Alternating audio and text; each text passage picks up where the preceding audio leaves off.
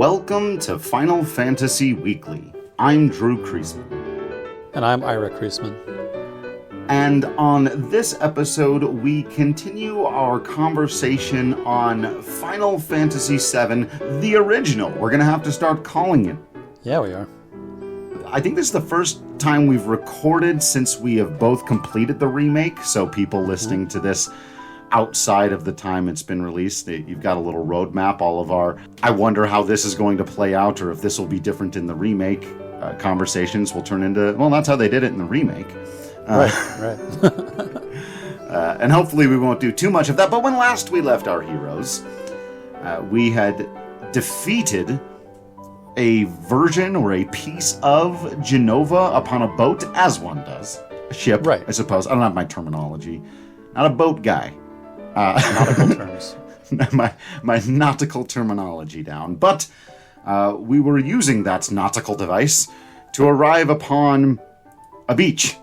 That's typically how that works. Again, really nailing, I think, how this happens. Just painting a picture here for the people. Cloud and party, of course, continuing their search for Sephiroth and answers about him and perhaps about themselves, arriving at Costa del Sol.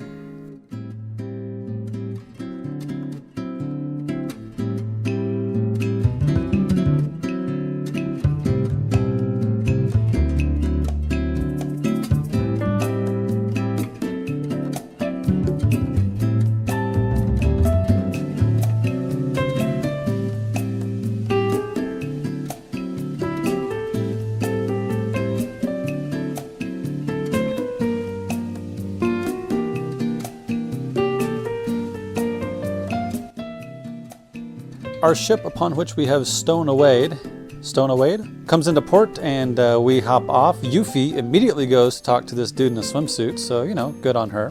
Sure. Barrett says, hey, remember, mingle like regular folks. Which sort of begs a lot of questions, doesn't it? Yeah, it does. He also says, it'll be nice not to wear that sailor suit. And Barrett says, oh, I thought you looked cute. So they ask Cloud's opinion, of course, and you can either agree that Barrett looked cute in his sailor suit, or let's keep our mind on Sephiroth. You better agree, by the way. Sure, absolutely. Our heroes sort of spread out through Costa del Sol, and we get this cool music. We get to take a bit of a break before we continue our pursuit of Sephiroth. It is worth noting that there are Cessnas in this universe, so add that to the Korean barbecue and other Earth things existing in this non-Earth world. Yeah. So, for what it's worth. Long before cup noodles. Right. Long before, and Coleman camping gear. Yeah, right. So a helicopter comes in for a land. Rufus and Heidegger get off the boat on which we had stowed away, and they also are in pursuit of Sephiroth. Rufus does note to Heidegger that he has heard that Cloud and the rest were on board, and they slipped through our hands, and you done messed up, Heidegger. At which point Heidegger begins throwing deckhands into the water and attacks some random dude just hanging out on the docks. I will say, though, it is not in any way unique. This is a trope I always enjoy, and I do think it's done well here. The fascist underling also being abused by the fascist who's just a little bit more above them. And so whenever there's this dynamic that arises and you see the person who's so full of bluster all of the time put in his place, even though it's by someone you also hate, there's something very schadenfreudig about that. So, Costa del Sol, let's do a quick description of this place. It's sunny, so you got a lot of yellow flagstone, paving the streets, and there are booths and vendors. There's some kids playing soccer. Everybody is in a swimsuit, so it's going to be hard to mingle in our full adventurer gear here. It's almost the polar opposite in terms of tone and color and atmosphere of Midgar. Yeah, or even Calm. Right, which is very shingled roofs and smokestacks and sort of very homey, I would say. Kids run through the city vibe. But yeah, this place is very open, blue skies, clean air. Costa del Sol's great, man. There is a villa being sold for 300,000 gil. It belongs to the Shinra Corporation, so there's that. There's a tourist guide place. Mookie from the Honeybee Inn. We didn't really talk about Mookie when we talked about the Honeybee Inn because we kind of glossed over the Honeybee Inn, which, speaking of the remake, we will not be able to do when we talk about the remake. Right. But Mookie was in the Honeybee Inn, and that's where Cloud could get the special underwear if you took a bath with Mookie and his muscly buddies. And he and his friends are here in the bar in Costa del Sol, and yeah, dude really likes it here. You could walk around naked and nobody would notice. So again, there's that. It's an advantage, I suppose. Yuffie has gotten a job selling materia. There's a kid at the ocean who explains that a creepy man in a cape was signaling for us to come near. That's nice. Also at the beach, talking about the story now, Hojo. Hojo's here in his lab coat, just lounging around, being attended by some scantily clad young ladies. And now he finally acknowledges that he recognizes Cloud. He says, oh, it's been a long time. He says that, sometimes you just have to take a break, you got to get a tan, but I believe we're both after the same goal. Cloud says, you mean Sephiroth. Hojo says, did you see him? I just remembered a hypothesis. Haven't you ever had the feeling something is calling to you, or that you had to visit a place? And oh my God, does Hojo know about Cloud's psychotic breaks? Does he know that Cloud's having these visions? Cloud, being the RPG hero, says, I will go wherever Sephiroth is to beat him and put an end to all of this. Hojo is intrigued. This could be interesting. Were you in Soldier? Would you like to be my guinea pig? Cloud is ready to throw down, and Hojo just laughs it off. And then he says to Aerith, aren't you the Ancient? And Aerith is like, dude, I have a name. It's Aerith. So Aerith says, hey, name, it's Aerith. And I know that I'm an Ancient because my mother told me so. And he says, oh, you mean Ilfana? How is she? Dude, what a creep. Yeah. So if you...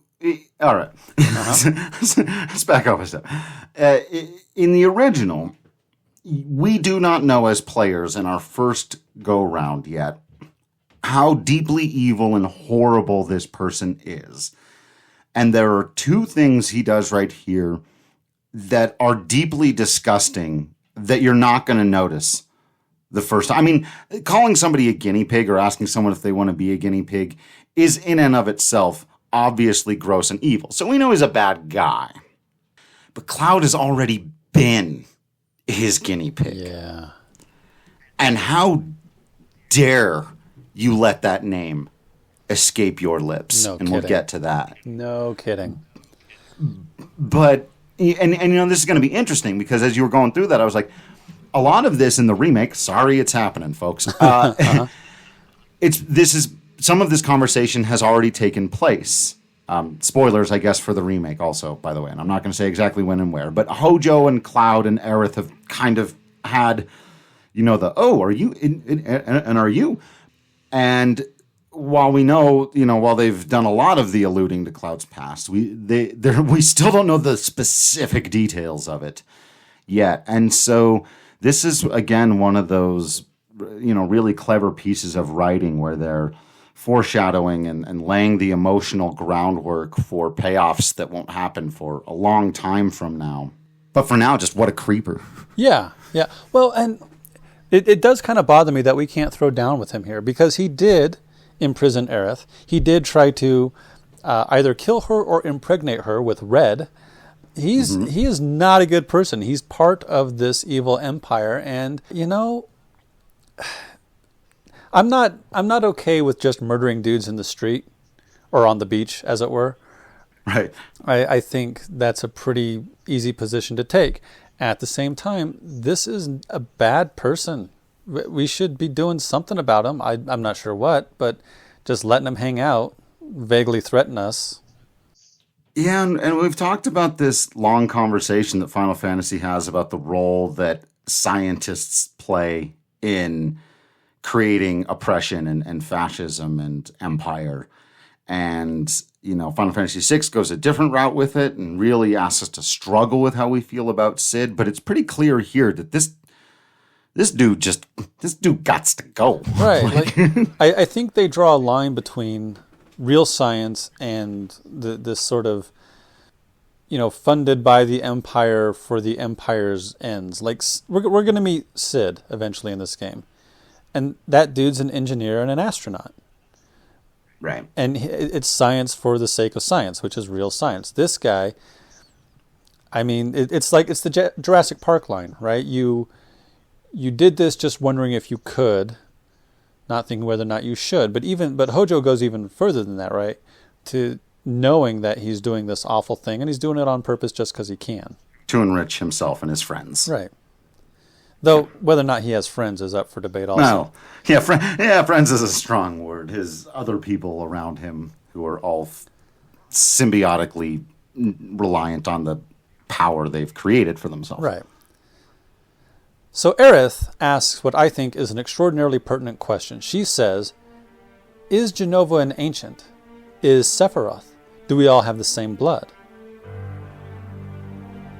Hojo does not answer the question. He just sort of mumbles about heading west because the game needs to tell us which way to go to continue the game. But I think that is extraordinarily interesting because we're going to get into it, right? The game's going to tell us, more or less, who the ancients, the Ketra, are and who Aerith and Sephiroth are in relation to them and what Jenova is and whether or not Jenova is an ancient. But raising that question, I think, is really important. Right, like I was sort of framing it emotionally a second ago, but from a literary framing, this is be aware of all of these conversations and note that the question was not answered, because that's going to be important.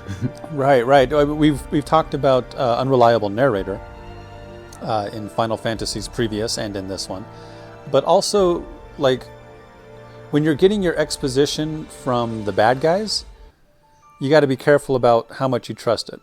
Or even just if you're getting your exposition from characters internal to the story, as opposed to any sort of omniscient narrator, be careful about how much you trust that. This game. So, and there's someone on YouTube. I need to remember. I think it was the Super Wolf guy who did the thing about. Oh, actually, no. It might have been our Resident Arc friends about the big wide double turn arc in this game that we've talked around, and obviously we'll dive deeper into once they start to happen. But the way this game gets you to trust its unreliable narrators is just brilliance. Especially by having one of them be the main character of the game. Right. Yeah, you trust him because he knows things, but some things maybe he doesn't know. Yeah. So you take a rest at the inn, as one does in JRPGs. Barrett is in the bathroom with the sailor suit on, looking in the mirror, making muscles at himself. Yeah, maybe I don't look so bad. Yeah, maybe this is okay. And then the line is, cradled by the sound of the ocean, sweet dreams. Oh. That's nice, given about what's about to happen. Yeah. If you leave town and head west, the gold saucer rises from the horizon. It's this pair of giant towers with some saucer shapes sort of attached to them, sort of branching off from these pointy towers.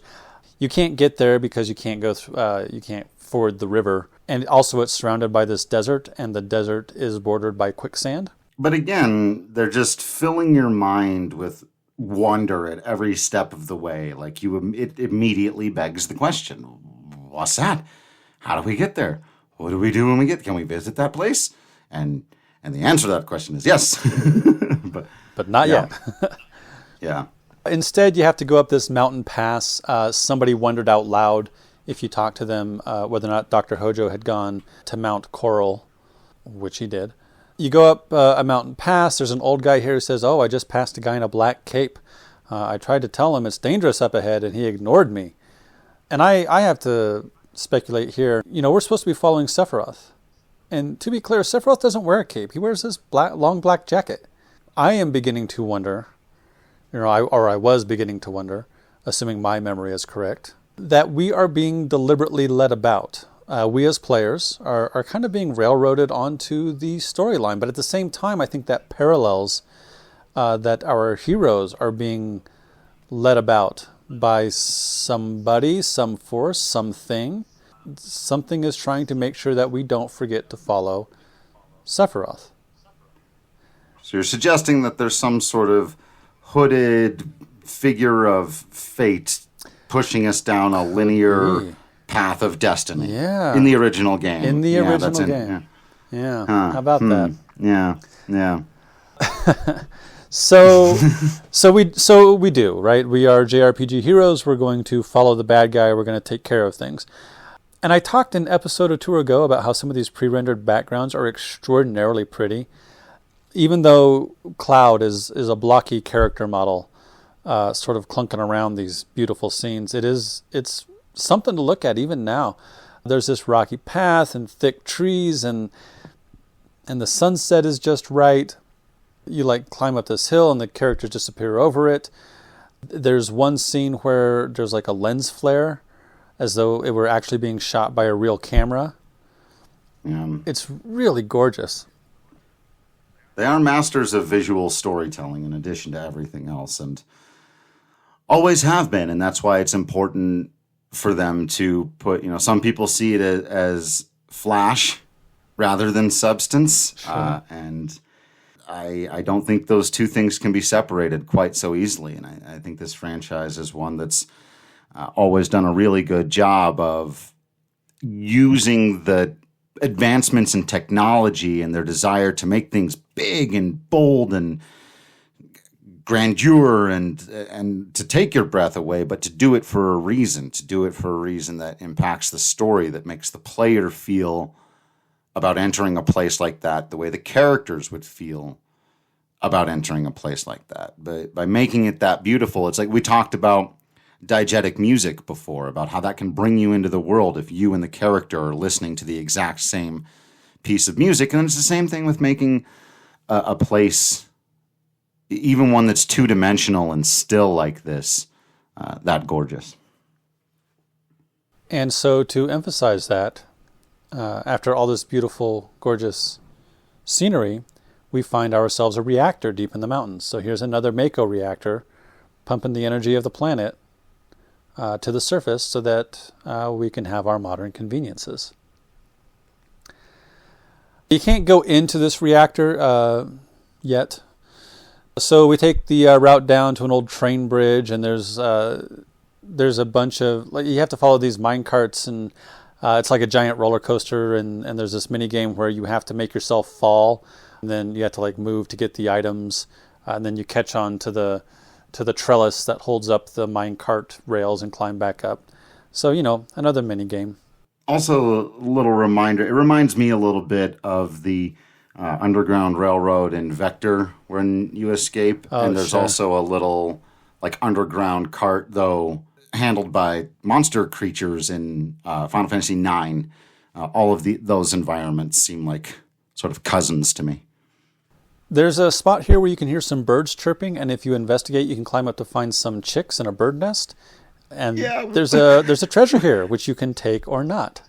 This, to me, was always a fun, silly little thing. But I was watching a video of a streamer, and I can't remember which one now, and this gal was just having the most emotional time trying to take care of these chicks. And I realized if you approach it that way, it could actually be a pretty powerful little, tiny little story about family. Right, and what happens when you mess with, livelihoods or babies or just life in general. You can interfere, you can, but then are you responsible?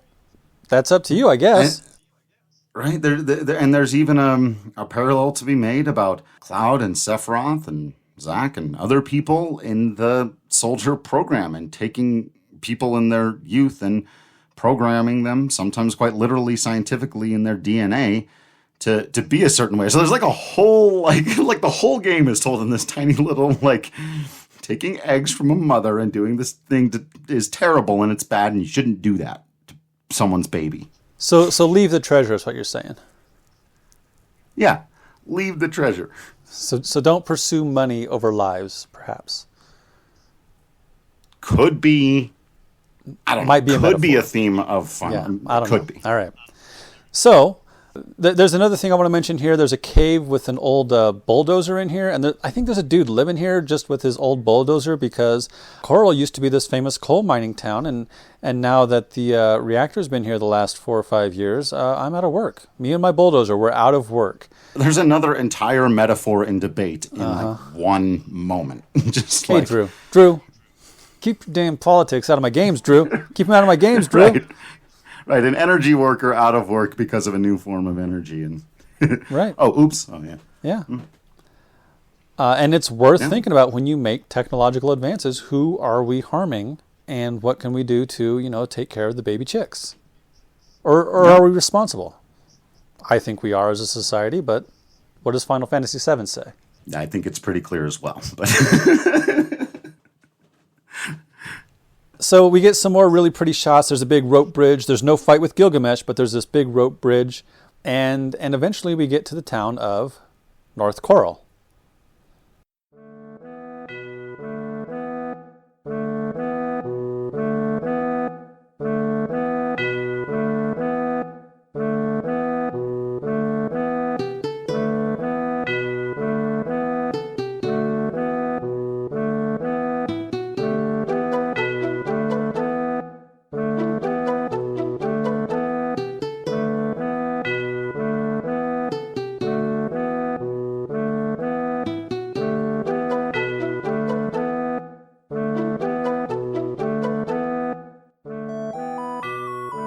So North Coral is the definition of a shanty town. There are tents everywhere, there's junk everywhere, not cast off from the people who live here, you understand, but cast off from the upper class, the industrial pursuits of the corporate empire that is Shinra. It is dusty. There are people living here, but they're just sort of eking out an existence. And the first thing that happens is some dude comes up and punches Barrett right on his face, which you think might trigger a battle music, but no, it does not. And he says, looky here, never thought I'd see your face again. They kick you out of another town or something? You destroy everything you touch. wow. Yeah. So, in both this game up to this point and in the remake, really we haven't gotten much about Barrett's past. In the remake, we've gotten, I think, a deeper look at his motivations, which is kind of like understanding a person's past. But still, there's nothing that's happened in the remake to the point that's been made that would give us an indication that somebody would feel this way about Barrett. So this is just kind of one of those, wait, whoa, what? Yeah.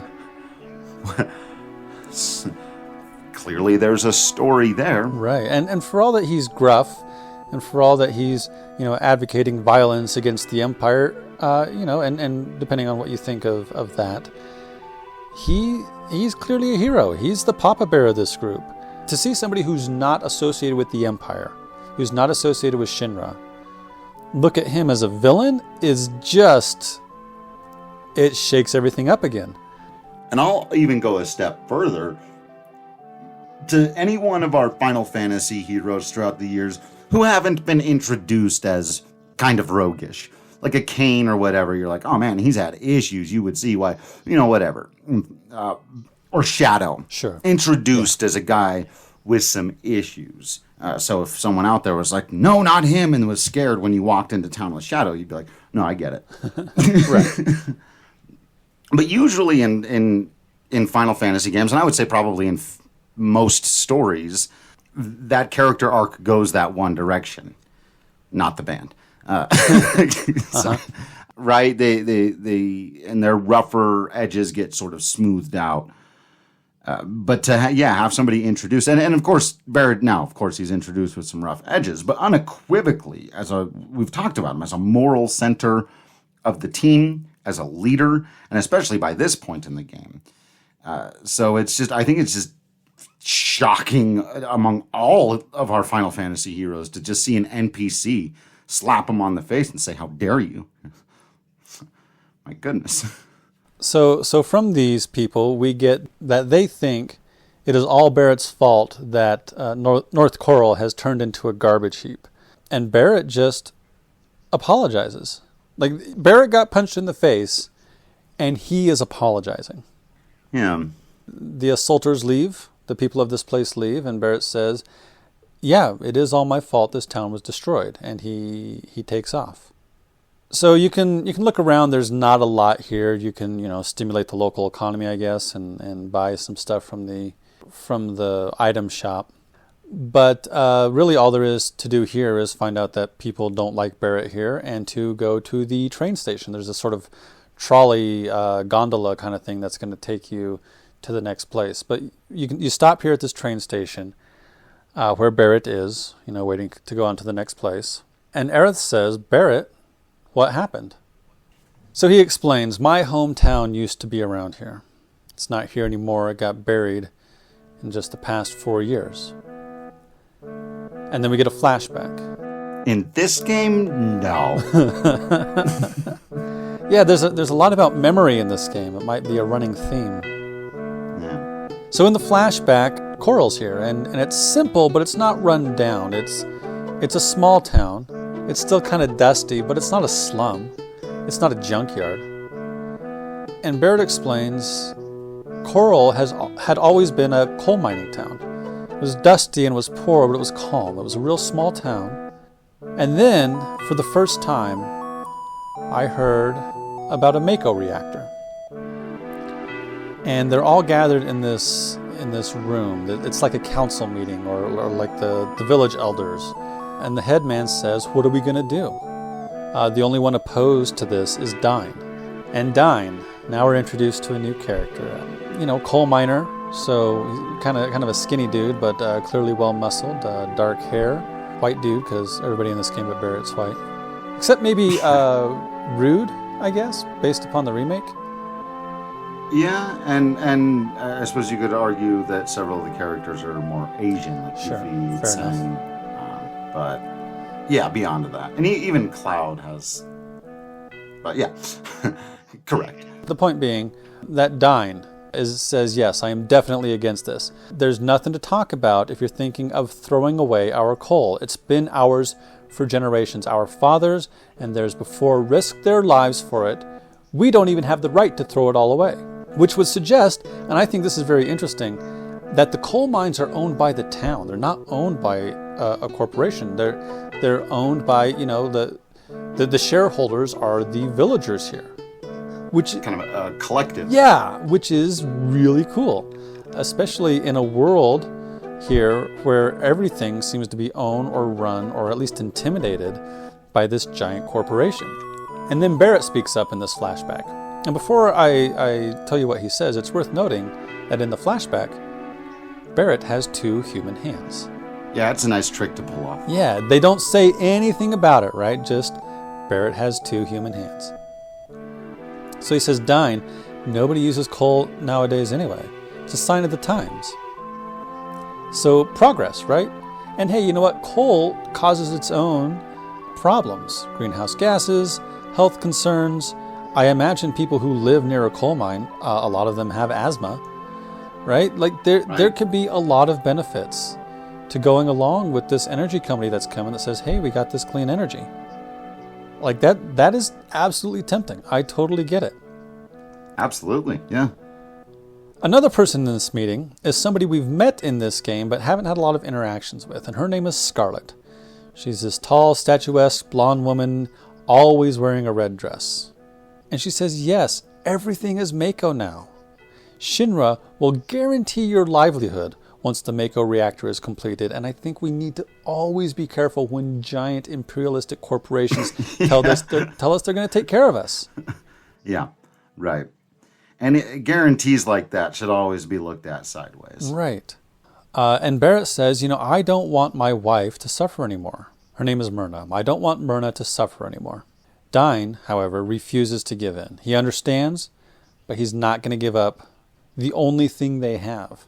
Like, it's worth noting, like, this is the resource of the town. This is their only bargaining chip. This is their only leverage, and they're going to give it up. Yeah. So basically, Dyne is outvoted. And Barrett explains that's how the coral reactor was built. We all thought it would bring us an easier life. But then, when Dyne and I were out of town, Coral was burned by the Shinra troops. All the townspeople, all my relatives, everyone, everything, burned to the ground. He explains there was an explosion at the reactor. Shinra blamed the accident on the people, said it was done by a rebel faction. More than Shinra, I can't forgive myself. I never should have gone along with the building of that reactor. And dude, I gotta say, if you guys had not given in, they'd have come in with their troops anyway. Yeah. I mean, this happens in real life, right? There are there are instances of corporations going into areas with hired guns and getting what they want anyway.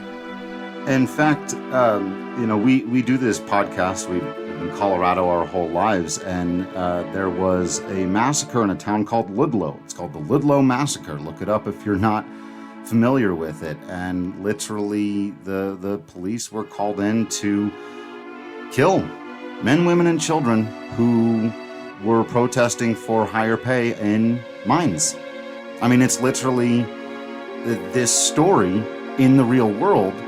And they came in and killed people so that they could get their way and force them to work under certain circumstances and conditions. And so if the need had been, we're building a different reactor or whatever, there's just a slightly different need, and that's all that it is.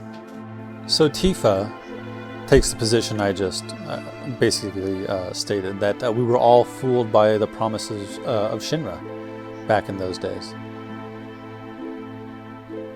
And Barrett explains, this is why I am so angry. They took advantage of us. They killed my wife. So there's a guy, the guy running the gondola decides now would be a fantastic time to break in. He says, so the train, the trolley, the gondola thing here is leaving soon. So if you want to go to the Gold Saucer, hurry up and get on. Barrett says, Dyne was my best friend. We were close ever since we were kids. And then he gets on the gondola. And Tifa explains that she didn't know anything about this. This is the first she's hearing of it. And Yuffie, an episode or two ago, I said that Yuffie does not have a lot of patience for nuance. Yuffie says Barrett never should have trusted Shinra. And that's it. She just gets on the thing. Like, no sympathy for any of this. Yeah, which shows you another ugly side of tribalism out of one of our heroes, and you can understand a little bit because she's from Wutai. Yes. And they fought a war. Yes, recently, in her lifetime. Right.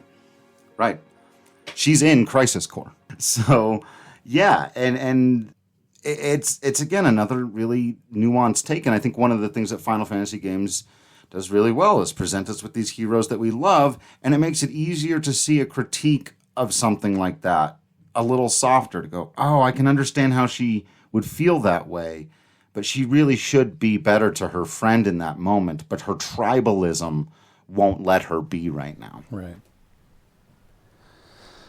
So, speaking of tonal shifts...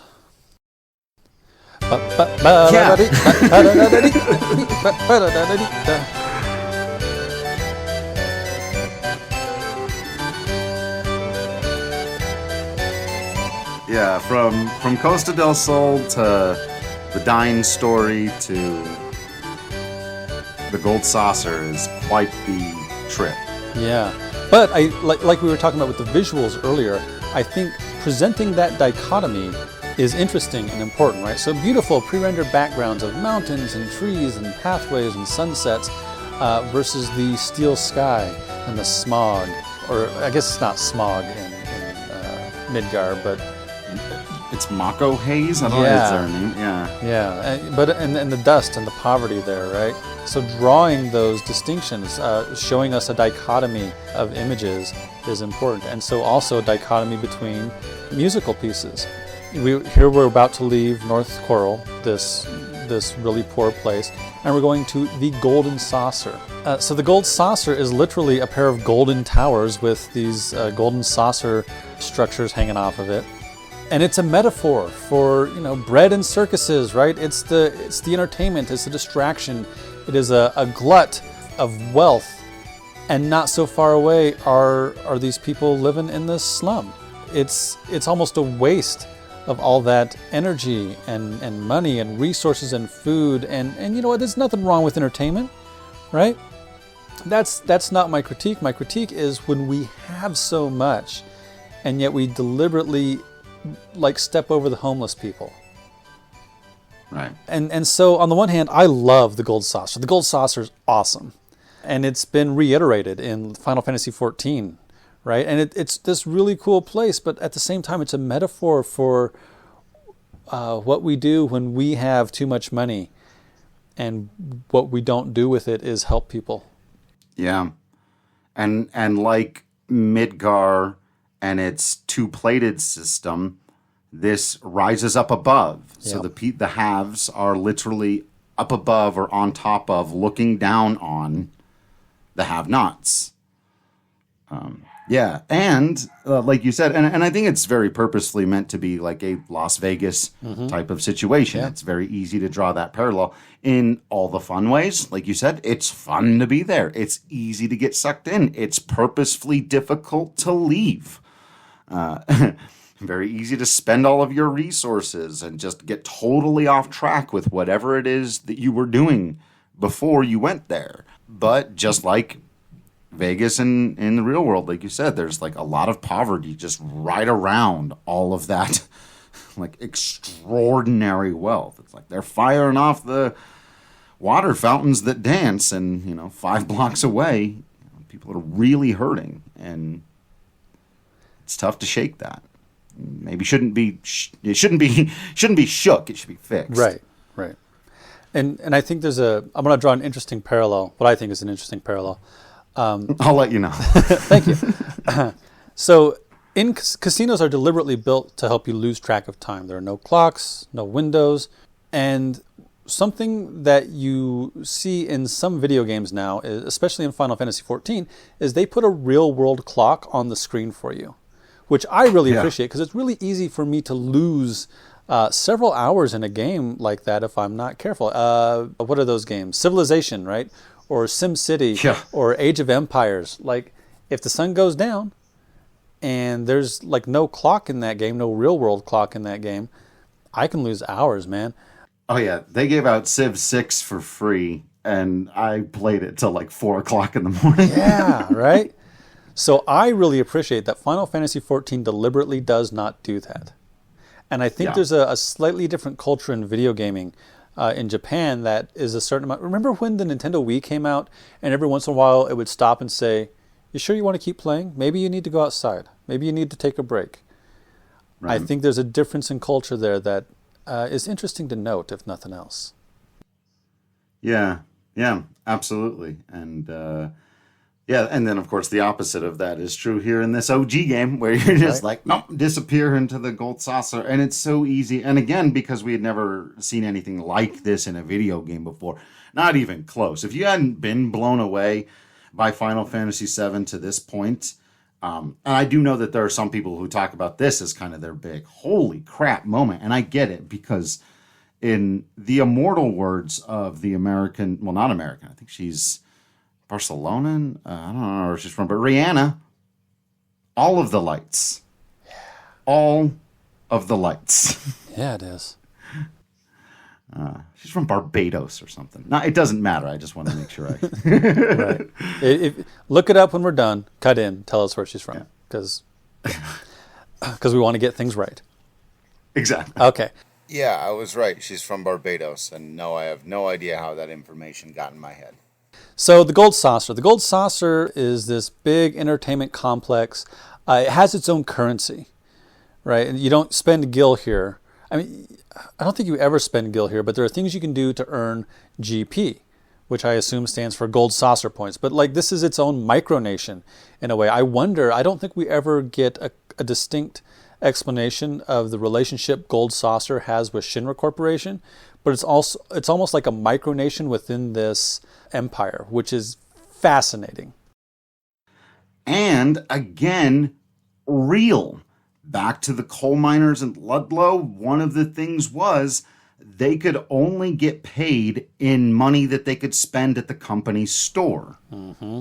That's a very real world thing. And there are things like that now where like Walmart has gotten in trouble for this, of like where they basically pay people so little, but then they justify it by giving them big discounts at Walmart so that like, okay, well, you can afford to live, but only if you shop at Walmart. Yeah. Oof. Yeah. So again, like it may seem like, oh, they've just got a different currency here. That's kind of a fun way of changing things up and making the gameplay a little bit diverse. No, it's also a commentary on control and power and how to use money to do that to people. So the gondola emerges from the mouth of a giant pink Moogle. I think it's supposed to be a Moogle. Right, so already they're blinding us with spectacle. And y'all get out of the gondola, you start to figure out how the gold saucer works. This is the station area. You go into this little, it's almost a platform kind of thing, and there are a bunch of slides. Like, it's really wild how you get from area to area. You like go through a tunnel or down a slide, or I guess up elevators. It's different in each one. Right. And there are these different squares. So there's the event square and the speed square and the round square, which I always thought was hilarious, and the ghost and the battle and the wonder and the chocobo squares, right? So there are all these different areas that have their own themes, and you can do whatever things there are there, right? So the scene that comes up next is strange to me because Aerith is excited. She's like, oh, I want to go do everything, and I get it. But she also tries to get Barrett to cheer up. And I don't quite understand that. Like, I feel like she's trying to take care of him, but also this feels kind of callous. And eventually he says, so go play, mess around all you want. Don't forget what we're doing. We're after Sephiroth. And he leaves.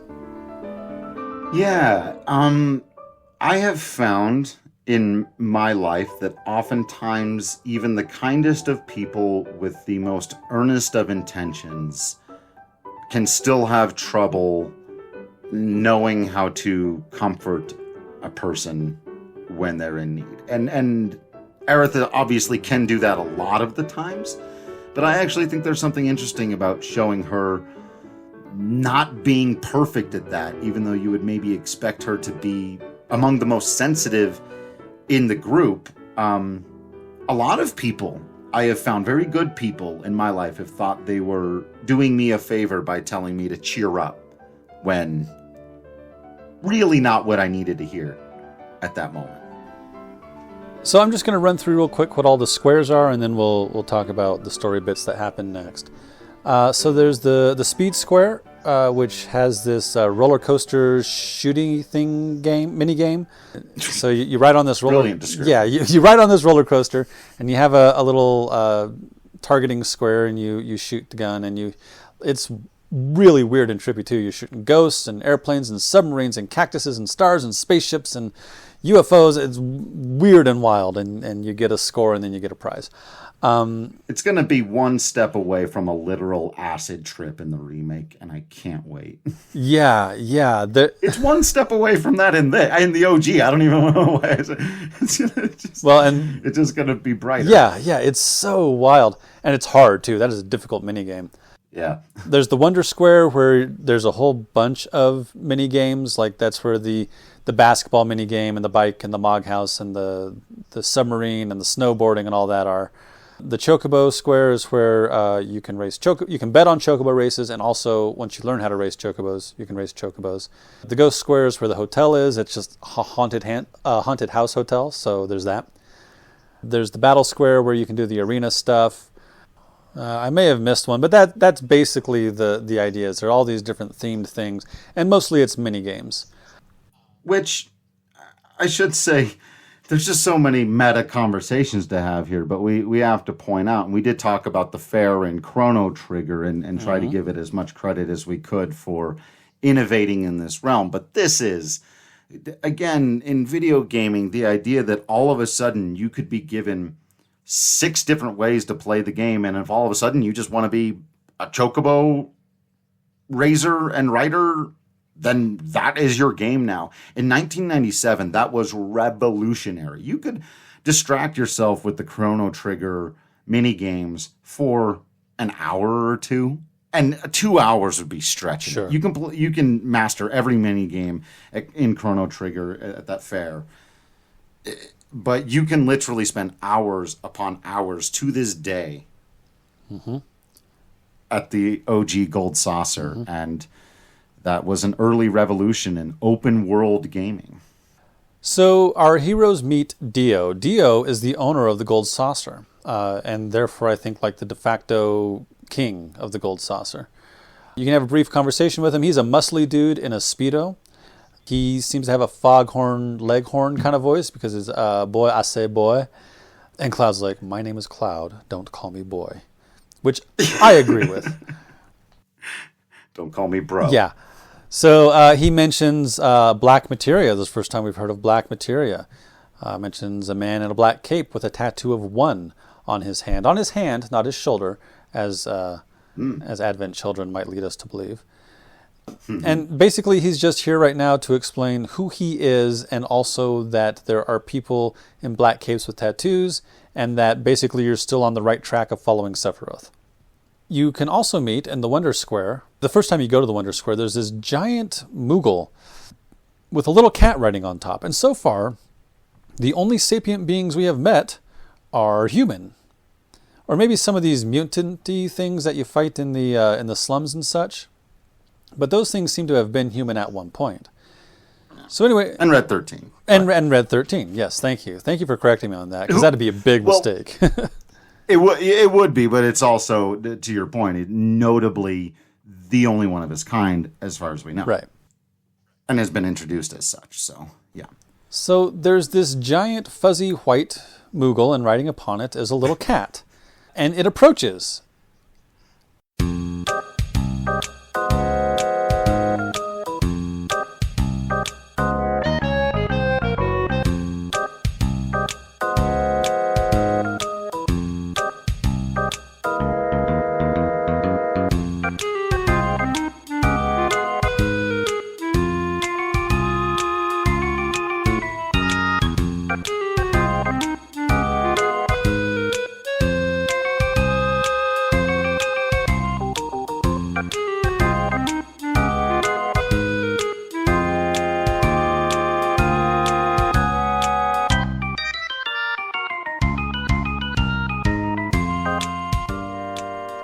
Okay, excellent. With a megaphone. With a megaphone. And the cat, because the cat is the one that's sapient here, seems to be controlling the Moogle, or ordering the Moogle around, I guess. Says, want me to read your fortune? A bright future, a happy future. I'm a fortune-telling machine. So, on the one hand, okay, machine, not sapient being, though I guess machines can be sapient in sci-fi and fantasy. And also promising a bright, happy future, which parallels some of our Destiny themes we've talked about in Final Fantasy before. Yeah. So there's that. Also, a bit suspicious to be approached by a person out of nowhere. In any case, you can name this character, which means they're going to join your party. This character is named Kayet Sith, or if we're approaching it from the Irish Gaelic origins, Ket Shi. A Ket Shi is a cat fairy, essentially. C in the Irish Gaelic being spelled S-I-D-H-E, because Gaelic uses completely different phonics. Well, largely different phonics from our English. And Shi being the Fey folk or the fairies, or referring to fairy mounds. If you think about the word banshee, Ben or ban meaning woman, so banshee means woman of the fairies or woman of the fairy mounds. So along those lines, that's why Kayet Sith is a cat, it's based upon certain Irish, Scottish, Gaelic legends. So it's just this little black cat with a white mark on its chest, which is true to the folklore. Maybe slightly mischievous, maybe not entirely trustworthy. And asks if he can tell your future, and tells a few odd futures. You agree, right? Because we're being pushed down this particular storyline. But your lucky color is blue, for example. That's one of the goofy fortunes Kayet Sith gives our heroes. But on the third try, Seth says, "What you pursue will be yours, but you will lose something dear." Yeah, talking about begging some questions. What? Yeah. There's a lot of... I don't know if we can or should get into it now or later. With Kate Sith, are we going to decide on one? Or are we just I think gonna most roll? people say Sith. I think that's right. And that's fine. We'll find out. Yeah. There's a lot of stuff going on with this character. And I also know that it's one that a lot of the fan base really doesn't like. And obviously, there are fans of Kate Sith out there. It's an unusual concept, even in Final Fantasy. And it's tough to get your mind totally around in the original game. All of, like, how would it know this, or he, if you want the, if you're thinking spoiler land, know that. If that's what's going on, or what is the magic of it. And yeah, the twists and turns with this character, and the fact that it's this big, weird toy looking thing, and it is, like, I don't know if haphazardly introduced, but very suddenly introduced. Yeah. There is some JRPG nonsense in this character suddenly joining up. There is. It's one of those, like, when you look at the party, all the pictures of this iconic party and the silhouettes, and you see the big Moogle and cat, and you're like it fits now because we've all made it fit.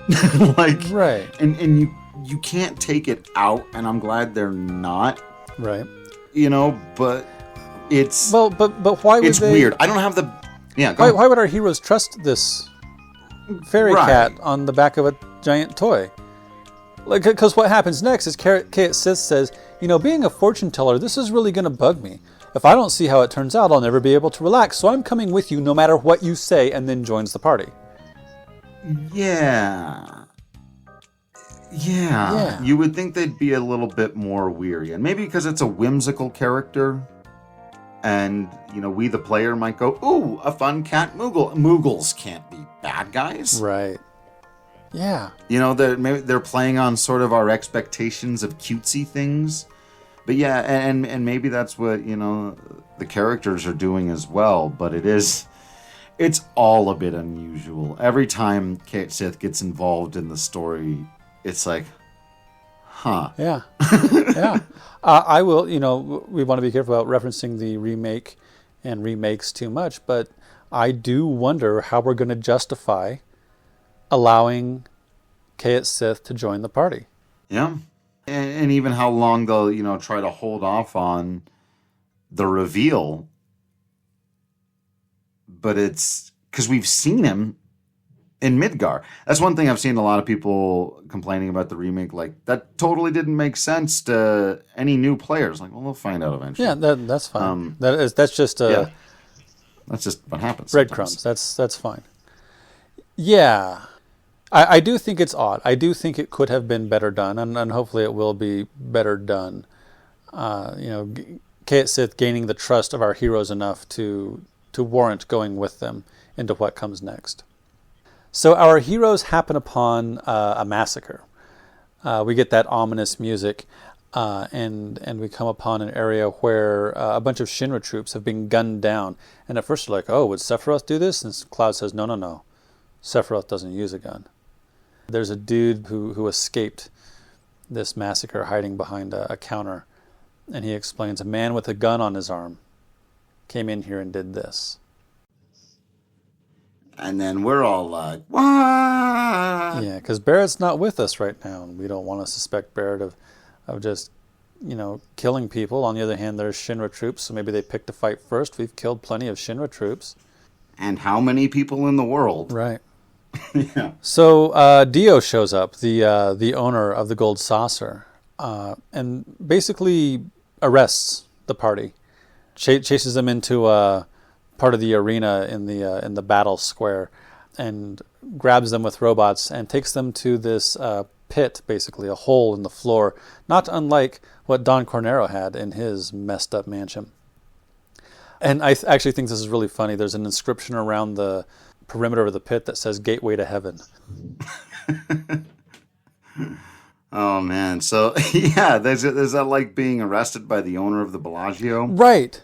Well, So- actually, I think it's even weirder than that because you can get arrested in Las Vegas, right? I imagine it happens a lot, and then taken to say a Las Vegas, a county-run facility.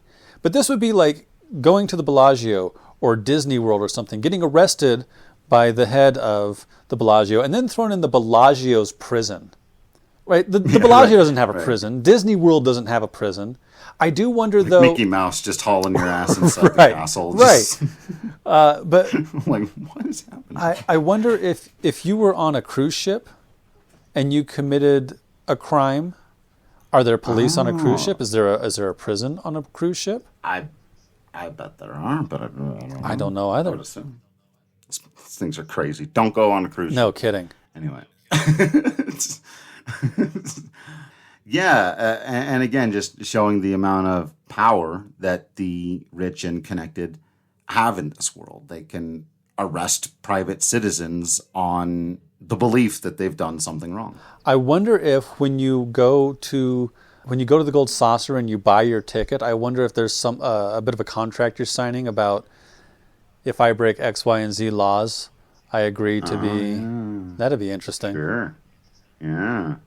So you find yourself in Coral Prison, which is basically the slum directly underneath Gold Saucer, surrounded by quicksand. Remember, we described this desert already. And Barrett's here. And Barrett explains that he has something to deal with and stay back. I don't want you to get involved in this. And we get another, you basically follow him to this little house, and we realize, oh, this is the building from that flashback. And Barrett says, I don't want you to get involved. And Eris says, you know what? That's Cloud's line. It's too dangerous. I don't want you involved.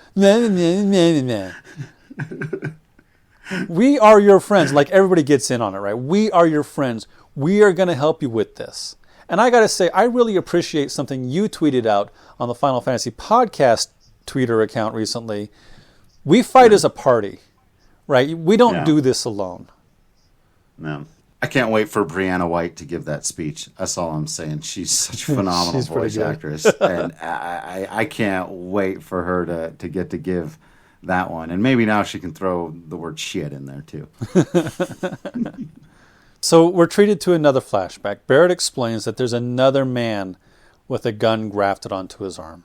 He said that while he and Dyne were out of town, the village was attacked by Shinra troops.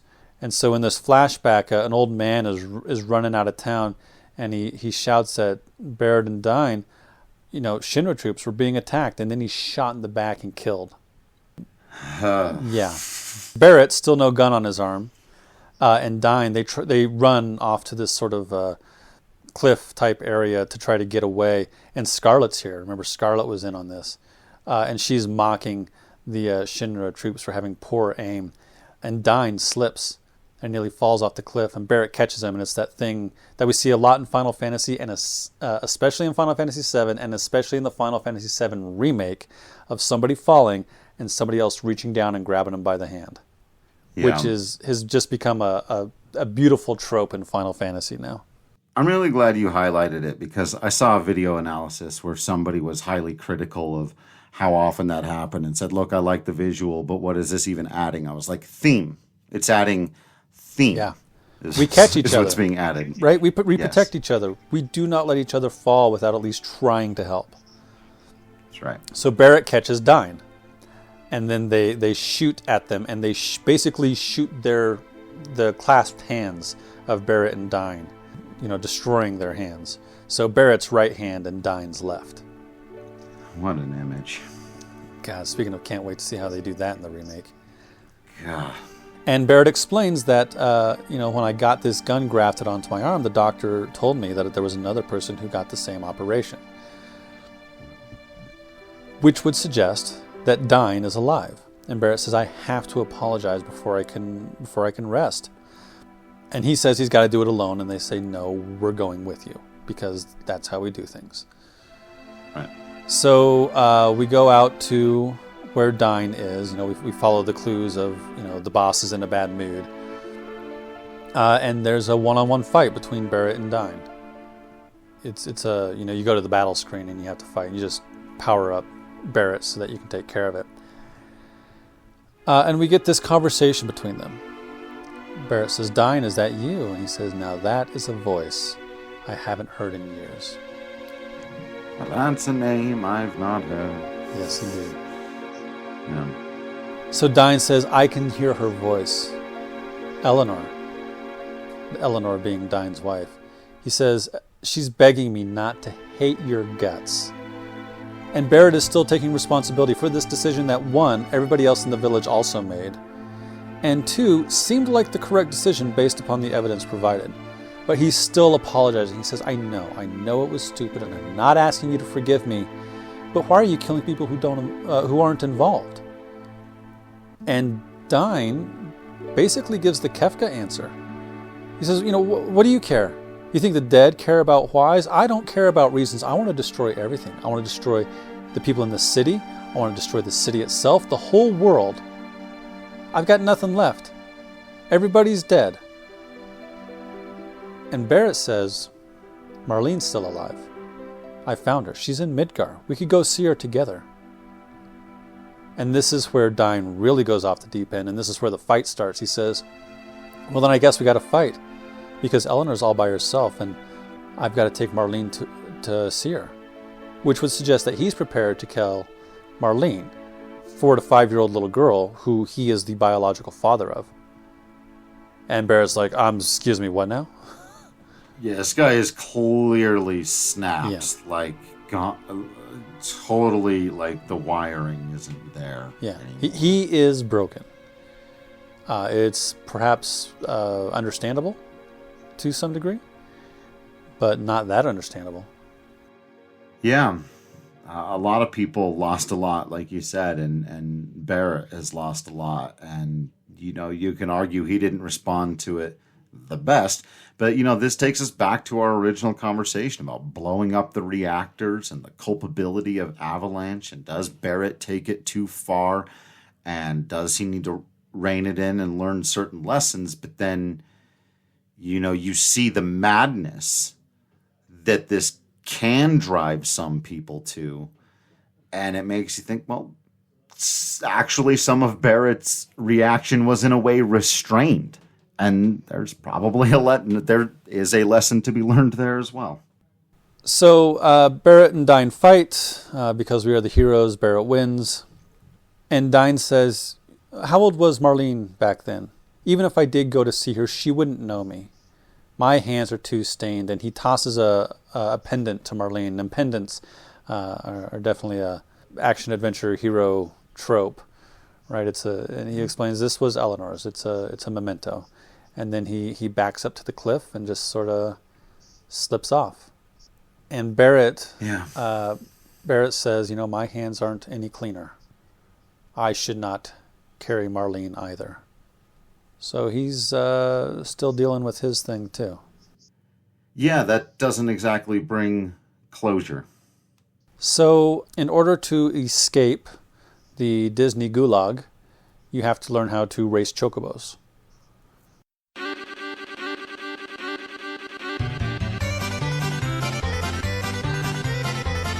You talk to the guy in charge, and he explains the rules, and a woman in a pink dress named Esther offers to be your manager and gives you basically the tutorial for the minigame about how to ride chocobos and win the chocobo race.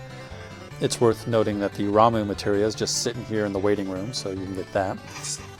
Hanging out. And then once you win the chocobo race, Dio, in his infinite mercy, I guess, grants you a pardon by letter. Hearing about Dyne's death, he grants you a pardon for the death of those Shinra soldiers and gives you the buggy, which is basically the first overworld vehicle you get in this game. So the overworld is slowly opening up, right? Before you couldn't go over deserts and rivers. With the buggy you can. So that sort of parallels, other Final Fantasies we've seen where the world map slowly opens up, especially Final Fantasy III. And then because we have to tell you where to go next, he says, "Oh, P.S. I met Sephiroth. I'm sure he's very popular with all the boys your age. And he was headed toward Gongaga, south of the river."